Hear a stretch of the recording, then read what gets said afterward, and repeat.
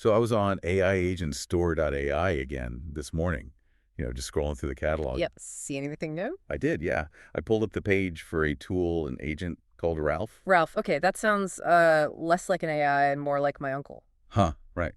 But the site is really specific. It's not just an assistant. It's labeled as a programming agent. That phrasing feels intentional. It does. It says right there it's built to be an autonomous coding loop.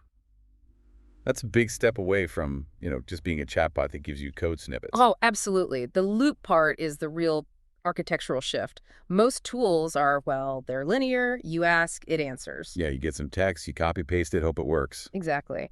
Ralph is designed to wrap around existing coding tools. I think the page says Amp or Claude Code and just run them over and over again in a cycle until a goal is met. Okay, so it's not just spitting out syntax. Yeah. But how does it know what to actually build?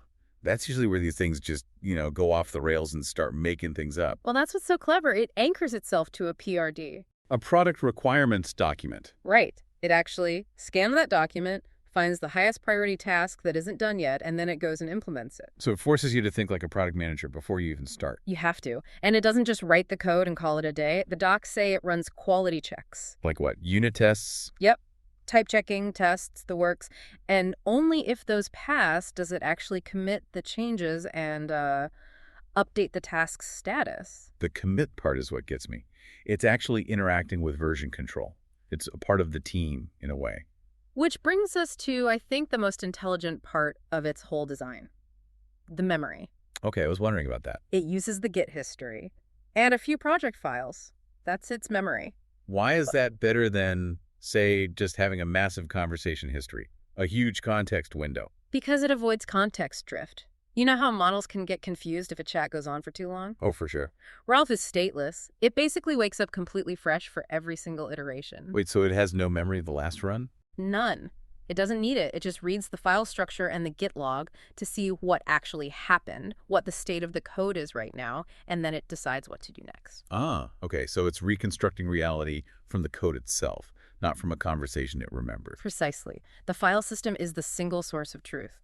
That's how it can handle really complex multi-step work without getting lost. That makes a ton of sense. It sounds like it's really geared towards people who already know how to build things. I think so.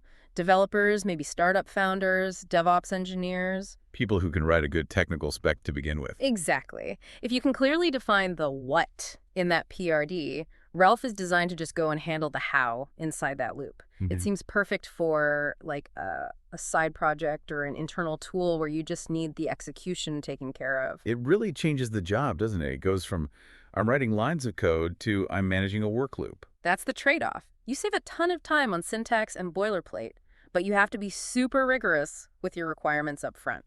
If you want to see the full breakdown for yourself with all the technical details, you should definitely check out the page for Ralph over at AIagentstore.ai.